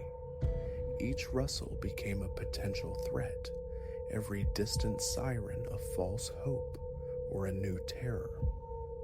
The operator's voice droned on, a stream of questions meant to soothe, but the certainty of being observed clung to me like frost. At last, the pulsing strobe of blue and red sliced through the darkness. Relief washed over me, potent and weakening. Standing in the harsh beam of police flashlights, recounting my experience, a wave of foolishness crested. The park, under this interrogation light, seemed ordinary, almost benign. Had my fear conjured the phantom? The officers listened, their expressions a blend of politeness and skepticism. Their search yielded nothing. No tracks, no broken twigs, no corroboration. Likely another person cutting through late, Elias. One officer offered gently. The mind plays tricks in places like this at night. I nodded, wanting desperately to accept his mundane explanation. Yet a deeper conviction resonated. The terror had been real. They offered a ride home, an offer I clutched like a raft. As the cruiser pulled away, an involuntary glance backward snagged on the tree line. For a fleeting, heart-stopping instant, I thought I perceived it. A lone figure standing at the edge of the woods, watching us depart. Sleep offered no sanctuary that night. Closing my eyes, summoned the silhouette, replayed the chilling cadence of those footsteps. The following day, drawn by a morbid compulsion, I returned. Sunlight saturated the park, transforming it. Families laughed. Children shrieked with joy. Reconciling this vibrant scene with the previous night's horror felt like trying to align two incompatible realities. I meticulously retraced my panicked flight path, searching for what? Vindication? Proof of sanity? Near the dead end, where the trees had trapped me, a flicker of darkness caught my eye amidst the undergrowth. A scrap of fabric snagged fast on a thorny branch. Dark cloth. My pulse quickened. Reaching out, my fingers brushed against it. Tangible, real, proof. With a tug, I freed the fabric, intending to present it as evidence. As it came loose, something printed on its edge seized my attention, freezing the blood in my veins.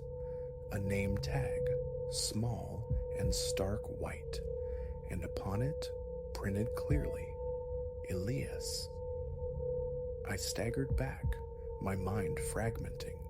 Impossible. This wasn't mine. I owned nothing like it. How could it be here? Precisely here? As I grappled with the sheer wrongness of it, an electric chill traced my spine. Slowly, compelled by a dreadful certainty, I turned. Standing on the path behind me, bathed in the unforgiving light of day, was the figure, the silhouette from the night. Except now it possessed a face, my face. The duplicate, my other self, offered a smile, not warmth, but a glacial, predatory curve of the lips that vibrated with menace. Then, as I stood paralyzed by horror, it pivoted and melted back into the throng of weekend park goers, vanishing as if it were merely a ripple in the air. I ran, a blind, headlong flight back to my apartment, the sanctuary that now felt terrifyingly permeable, doors locked, bolts thrown, curtains drawn tight. That was 3 days past. I haven't ventured out since. Classes missed, friends' calls ignored, meals delivered by strangers left on the doorstep. The threshold is a barrier I cannot breach, haunted by the conviction that it waits just beyond. Sometimes, Deep in the night's quietest hours, I hear them, soft, deliberate footsteps, pausing just outside my door, listening, waiting. What stalked me in the park? A specter? A creature from some fractured dimension? A projection of my own deepest fears made manifest? I possess no answers, only the chilling certainty of its reality, its existence, and its inexplicable fixation on me. So I commit this account to writing, a desperate hope that someone might believe that should I vanish as I profoundly fear I might, this narrative will remain. If you read this, if you find yourself traversing that park after darkness falls and hear steps that aren't your own, resist the urge to look. Flee. Flee and pray that if you must turn, the face you confront is not your own reflection staring back from the abyss. For the most terrifying monster, perhaps, wears your own skin.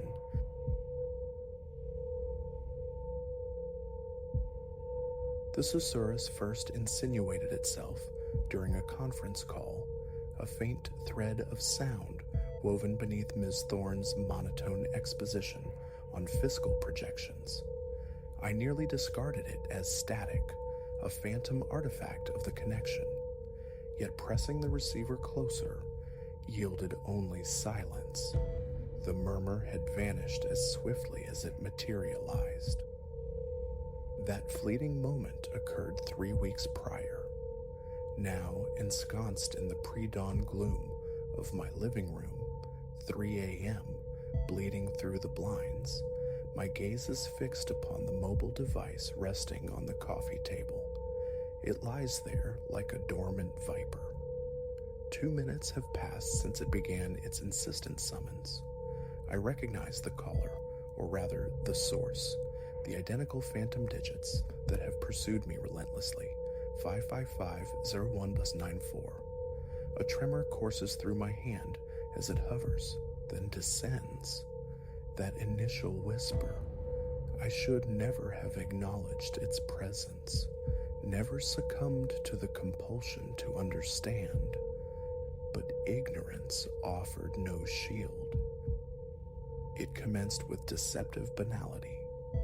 Following the call with Ms. Thorne, the whisper resurfaced the next day, tangled within a conversation with my mother. Fragments so unintelligible at first, yet undeniably present. I meticulously cleaned the phone's speaker grill, scanned for ambient interference, even escalated the matter to my service provider. A technician conducted remote diagnostics, finding naught amiss. Likely network latency or a transient signal issue, he offered placidly. Inform us if the problem persists. Persist it did, and it intensified.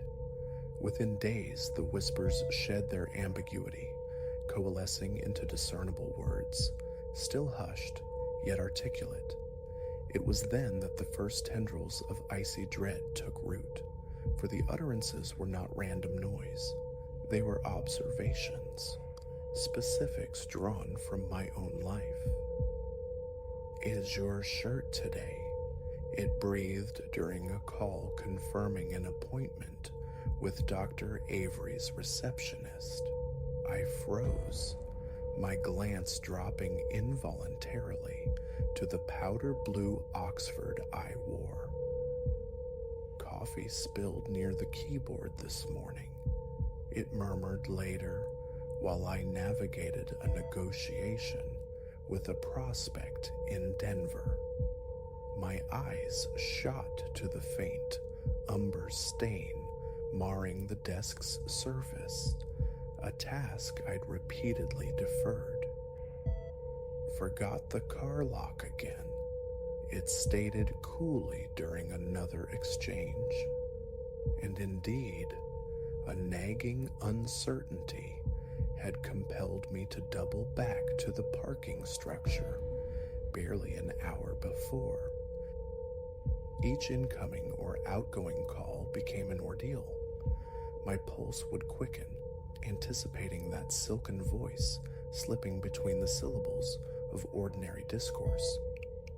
I began documenting every instance, charting the intrusions, seeking a discernible logic.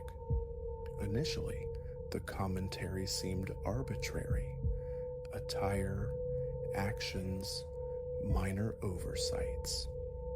But the focus sharpened, burrowing into more intimate territory. "You still ache for her, don't you?" it whispered while I spoke with my brother Liam. Mere moments before the phone rang, I had been gazing at a faded photograph of Alara, the ghost of a relationship long concluded. "Should have spent more time with your father before the end." That barb arrived mid-sentence during a work discussion. Only that morning, melancholic thoughts of my father's final days in palliative care had shadowed my thoughts. I took to recording every conversation, replaying them later through headphones at maximum volume, desperate to isolate the parasitic sound. It remained elusive, absent from every playback. The whispers existed solely for me. The fracture point arrived last week. Engaged in a call with my friend Finn, the voice interjected smooth as ice. "The pistol remains in the nightstand drawer, precisely where you secreted it a decade ago." The phone clattered from my grasp as if scorched. I hadn't laid hands on that firearm since Alara departed, hadn't allowed its existence conscious thought in years. Its presence was a secret buried deep.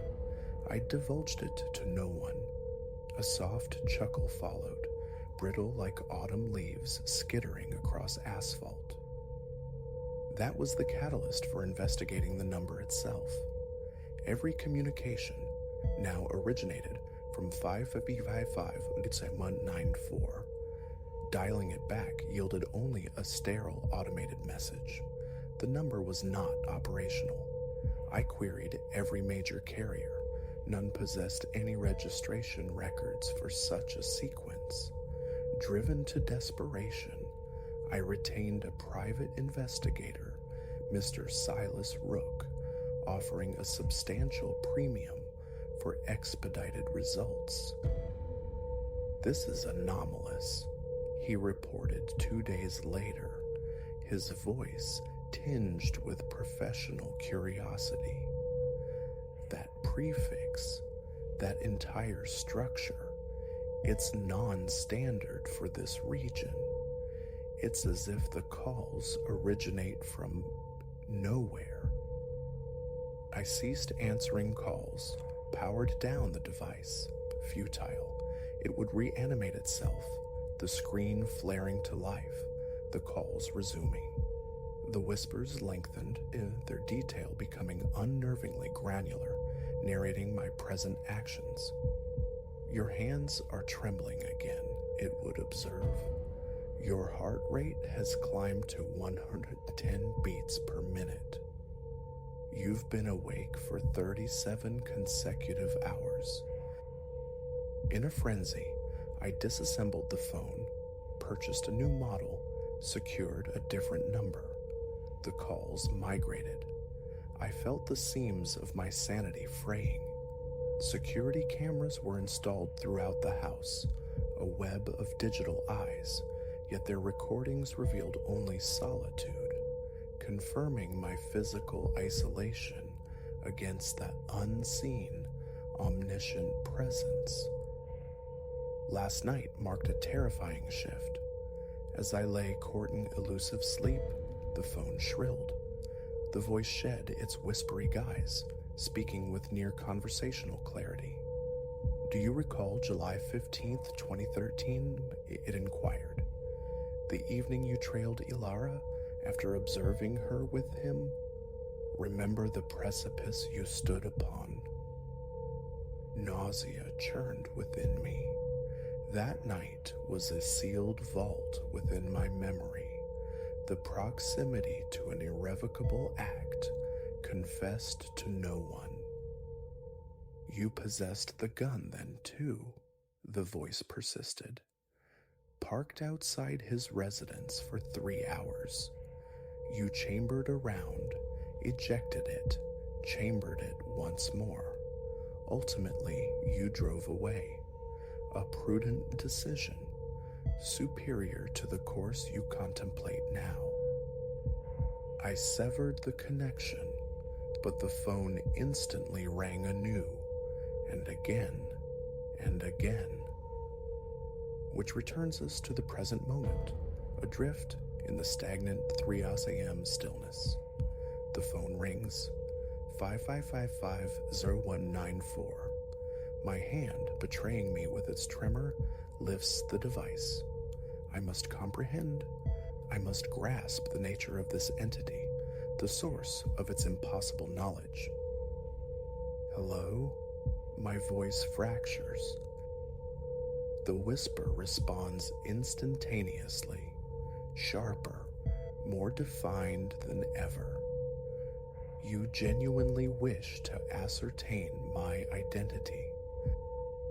Yes, the syllable scrapes my throat like pulverized glass. Consult your email. My laptop rests upon the coffee table. With trembling fingers, I navigate to my inbox. A new message resides there. Sender address an impossible string, nullanull.null. The subject field is vacant. I click. Within lies a video file. The thumbnail depicts this very room, my living room, at this precise instant. I initiate playback. The perspective originates from the corner diagonally behind me. On screen, I witness my own form huddled on the sofa, phone clamped to my ear. A timestamp in the lower corner confirms the feed is live. Yet no camera occupies that corner. I orchestrated the security installation myself. Every lens location is known to me. My head whips around, heart hammering against my ribs. The corner stands vacant, steeped in shadow. Continue watching. The voice murmurs through the phone line. On the laptop display, my digital doppelganger turns, peering towards the corner I just inspected. Then, something detaches itself from the deepest shadows behind my on-screen self. Something elongated and tenebrous that has no right, no possibility of being there. A cool exhalation touches the nape of my neck. Recall how you used to observe Alara through her illuminated windows? The whisper is no longer mediated by the phone. It's proximate, intimate. Remember the surge of power that observation granted you? Now, you comprehend the inverse perspective, the sensation of being the observed. My limbs refuse volition. Flight is impossible. On the laptop screen, the dark silhouette extends a hand towards my shoulder, inches away. We have monitored you for such an extended duration. It breathes. Every clandestine moment, every shadowed thought, every secret you believed inviolate. I feel the brush of fingertips against my shoulder. Cold, impossibly cold. But we perceive everything, do we not? We always have. And the time has arrived for you to integrate. After all, your aptitude for watching is notable. You will assimilate seamlessly. The hand clamps onto my shoulder. On the laptop, the figure's countenance resolves into view. For the first time, I discern its features. It wears my face. Yet the eyes are grotesquely wrong, vacant, abyssal pools of blackness that seem to stretch into infinity. A scream lodges in my throat, silent. The effigy bearing my visage leans nearer, its breath glacial against my ear. Time for another decision, it whispers.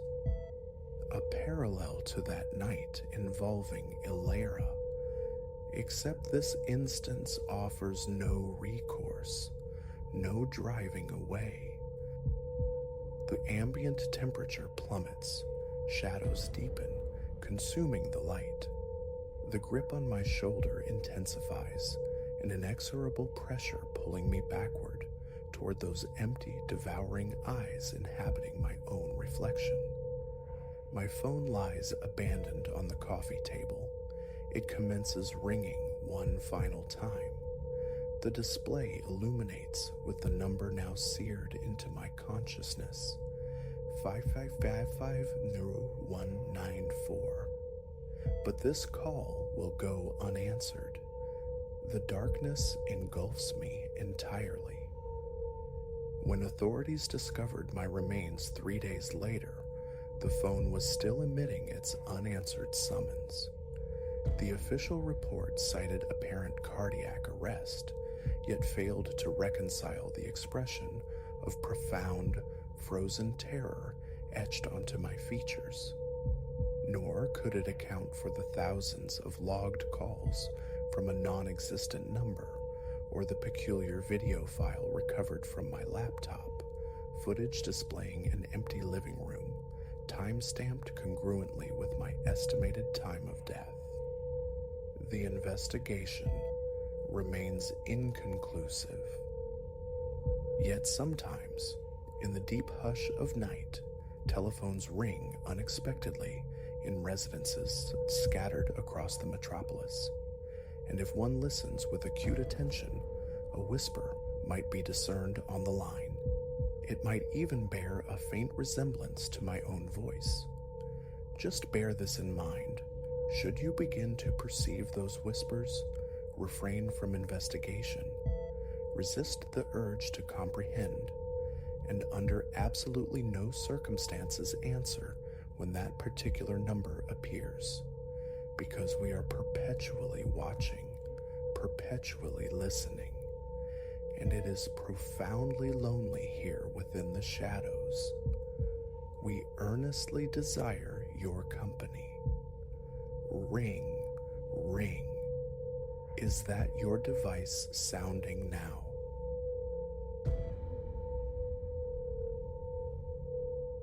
The effigy snagged my gaze the moment I crossed the threshold into that sepulchral antique emporium. No larger than my outstretched palm, it asserted itself amidst the gallery of sun-bleached canvases and fractured porcelain. Its texture was abrasive, tenebrous, akin to cooled magma, a vaguely anthropomorphic form, yet dominated by colossal eyes, their sockets carved with disquieting concentric furrows. A peculiar tremor, an unwelcome intimacy, shot through me upon first contact. My fingertips hummed, a bloom of unnatural warmth pulsed against my skin. Impulse drove the purchase. The sum was negligible, and the wizened proprietor behind the cluttered counter seemed almost desperate to see it gone.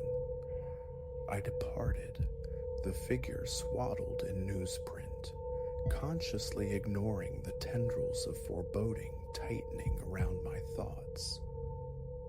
Evening found me returning to my solitude, a compact one-bedroom cell on the second story of a time-worn edifice. Thin partitions offered little privacy from the creaks of settling timber or the perpetual miasma of my neighbor's stale brew that haunted the corridor. That day, though, a different scent ghosted the air, something like charred timber, sharp and invasive. Imagination, I told myself. Inside, I deposited the effigy on a modest side table flanking the couch. An immediate shift in the room's tenor was palpable. The air grew leaden, stagnant, defying the cross breeze from my open windows. Restless, I paced the confines of the living space, my eyes drawn back to the statuette. A swipe with a cloth to clear the dust revealed a stone that seemed to intensify in temperature beneath my touch, radiating a low, intrinsic heat. Beads of sweat prickled my brow. My shirt adhered clammily to my spine. That inaugural night was a descent. Sleep offered no respite, only a dream, or perhaps its darker sibling. A voice resonated, speaking in a tongue utterly alien, the cadence sharp, insistently repetitive. Accompanying it was a grinding friction, stone rasping upon stone, a vibration that resonated not just in my ears, but deep within the bone of my skull. I surfaced violently, gulping for air, hands trembling, my heart a frantic drum against my ribs. The room was thick with the odor of hot ash, reminiscent of a doused bonfire, but laced with a bitter chemical undertone. Switching on the lamp revealed faint, obsidian rings upon the floorboards, diminutive, scattered near the bed's foot, as though traced meticulously with charcoal. Disbelief warred with rising panic. Had I tracked in bitumen from the street? But the circles possessed a stark perfection, scorch marks more than stains. My soles were clean, the bedding undisturbed. Only these cryptic sigils remained. A cold tremor traced my vertebrae. Gooseflesh tightened my arms. I manufactured explanations, spilled liquids, tracked residue, extinguishing the light, seeking refuge again in sleep. But the voice, those incomprehensible syllables, the tooth-clenching scrape, they looped relentlessly in the theater of my mind. Dawn arrived, leaving me depleted, shoulders knotted, head throbbing with a dull ache. The marks persisted on the floor, stark against the paler wood. A tentative scrub with a damp cloth proved futile. They were indelible, though now odorless, save for a lingering whisper of burnt timber. Resigned, I sought caffeine's solace in the kitchen, shadowed by a pervasive disquiet, the sensation of having wrestled rather than rested. Work beckoned. I compartmentalized the strangeness. A swift shower, clothes donned, the lock secured behind me. Yet the office offered no escape. My focus fractured. A direct question from my manager regarding a crucial project met a vacant stare. Later, I found myself drumming my pen against the desk, the rhythm uncannily echoing the fragmented phrases from the nightmare. The pen slipped from my grasp. I stared blankly, a vice tightening around my chest. Returning home that evening, I was met by a lingering, unnatural warmth. The apartment's interior was distinctly hotter than the mild air outside, despite the windows left ajar. My steps carried me to the side table. The effigy waited. Its carved eyes seemed to bore into me with a heightened malevolence. My throat constricted. The urge to seize it, to cast it out, surged, yet inertia held me fast. It's just an unusual stone, I reasoned, nothing more. That night, the nightmares returned, amplified. The same voice chanted its unknown litany, the vibrations now seeming to rattle my very ribcage. In the dream's grip, my limbs were leaden, useless.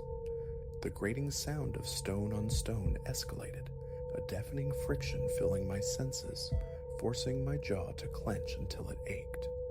I awoke slick with sweat, heart hammering, the sheets damp beneath me. The entire bedroom reeked of ash. Fumbling for the lamp, gasping, I illuminated the scene, More dark marks marred the floor. Not isolated rings now, but clusters of them. Small circles, each an inch or two across, forming unsettling constellations. Nausea churned within me. Panic spun dizzying webs in my head. I stumbled out of bed, pacing, each footfall unsteady. My mouth was parched. In the bathroom, I splashed water on my face, confronting my reflection. Bloodshot eyes, clammy skin. Calm remained elusive. Thoughts snagged on the voice, the heat, the statue. Back in the living room, the effigy sat impassive.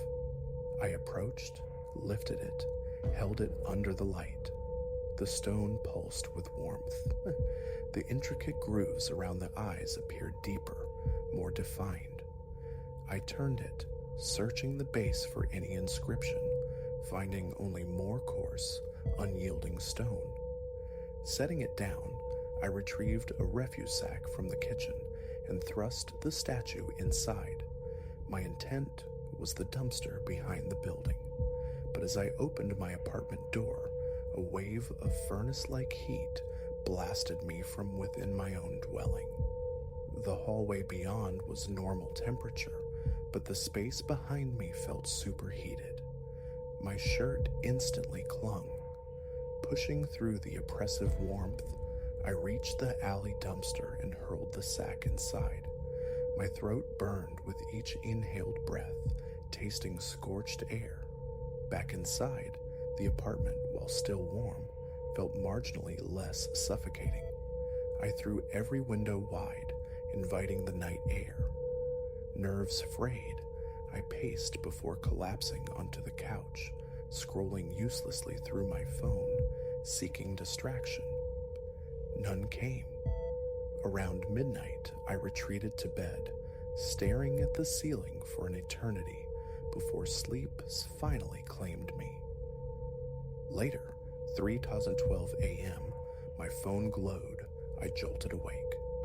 The heat had returned, intensified, suffocating. I flung the blankets off, my t-shirt saturated, swinging my legs over the side. My foot nearly caught on something small and dark near the doorway. In the unlit room, its shape was discernible. A cold wave of dread washed over me. I flicked the bedside lamp on. There it lay, the effigy on its side. The newsprint wrapping was gone. A faint smell of burnt paper hung heavy. My hand began to shake uncontrollably. My pulse throbbed, a frantic beat in my ears. For several seconds, paralysis rooted me. Then crouching, I reached for it. The stone was hot, like basalt baked under a relentless sun. My mind fractured. I knew I had discarded it. Its return defied logic. A primal scream built in my chest. Drop it, run. But my legs felt anchored, mired in unseen resistance. Clutching the statue in a trembling hand, I navigated back to the living room. The dark circles on the floor had proliferated, weaving strange, unsettling patterns across the wooden expanse. No voices echoed now, but the silence was thick, charged, more terrifying than sound. My own breathing roared in my ears. Closing my eyes briefly, I fought for equilibrium. Simple disposal wasn't enough.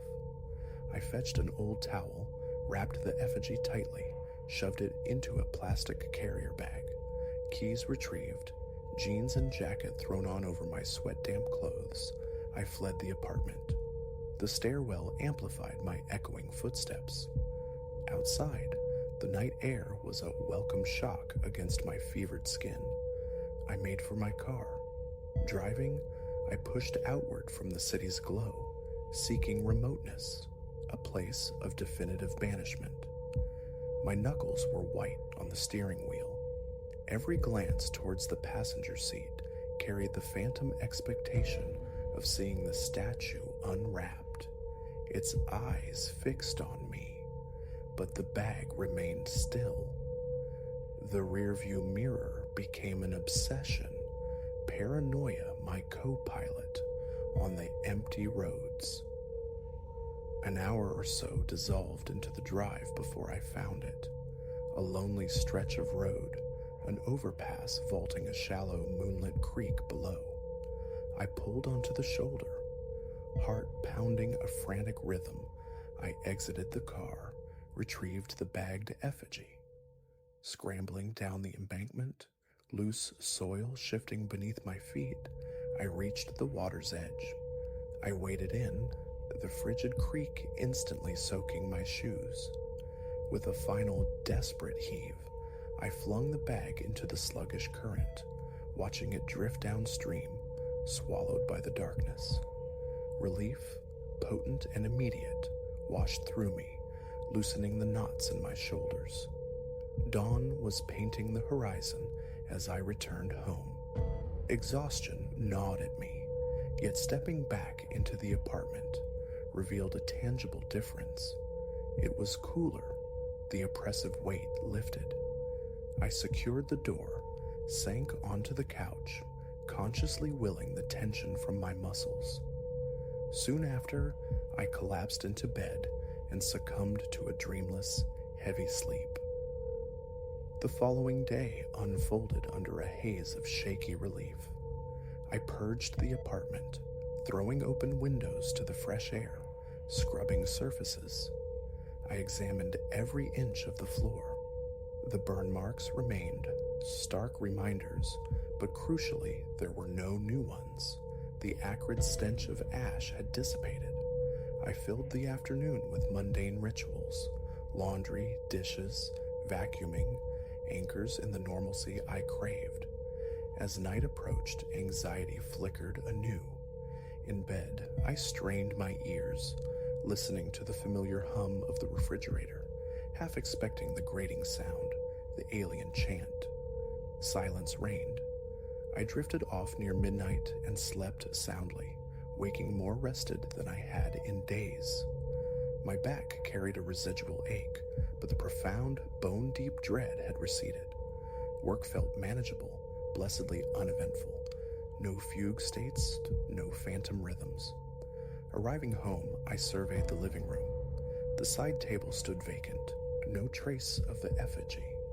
A long, slow exhale escaped me, the ghost of a smile touching my lips. For several days, vigilance was my shadow. Each morning involved a ritualistic check, under the bed, behind the couch, inside the closet. The apartment maintained its neutral temperature. The last vestiges of the ash smell vanished. The floor circles, though, remained indelible, unchanging. I learned to live with them, their presence a constant low-level hum beneath the surface of my regained routine. Sleep improved, though occasional jolts of panic, echoes of the nightmares, still ambushed me in the dark. One afternoon, drawn by a morbid curiosity, I returned to the antique shop. It was shuttered, windows crudely boarded over. A stark, out-of-business sign was tacked to the door. Peering through a crack between the planks, revealed only impenetrable darkness within. A shiver traced its way down my spine. I lingered a moment, then turned and walked away. Weeks have passed now. The nightmares haven't recurred. My apartment breathes normally again, though the scorched hieroglyphs on the floor are a permanent feature of the landscape. I've contemplated refinishing the wood, sanding them away, but a deeper reluctance stays my hand, a fear of disturbing something dormant. It's an irrational thought, perhaps, but potent nonetheless. The voice, the grinding stone, they are silent echoes in memory alone. My sleep is largely untroubled. Sometimes I wake sweating, momentarily confusing the warmth of blankets with the effigy's malevolent heat. Is it truly gone, or merely biding its time elsewhere? I cannot know. For now, Life has resumed its familiar cadence, the low-grade stress of work, the confines of my small apartment, the persistent aroma of burnt coffee from next door. These mundane irritations feel like blessings compared to the terror. Thinking of the statue still constricts my chest, quickens my pulse. I see those vast, carved eyes, feel the unsettling vitality of the stone in my palm. Explanation eludes me, and I no longer seek it. This isn't a tale for casual sharing. Laughter or horrified belief feel equally unhelpful. It remains my private burden. Sometimes, late at night, the old compulsion surfaces, and I rise to check the living room, scanning the empty side table, tracing the burn marks with my bare foot. Then I take a breath, return to bed, and tell myself it's over. For now, I am free. But forgetting is impossible. The weight, the scorching touch, the skull vibrating scrape, the nonsensical chant, the pervasive smell of ash, these sensations are branded onto my memory. Yet counterbalancing them is the vivid recollection of relief as the current carried that cursed thing away. That memory is my shield against the lingering fear, the quiet vigilance that still listens for a knock from the other side of the wall, or scans the floor for a fresh scorch mark in the morning light. If that day returns, I will face it. Until then, I endure. That is enough.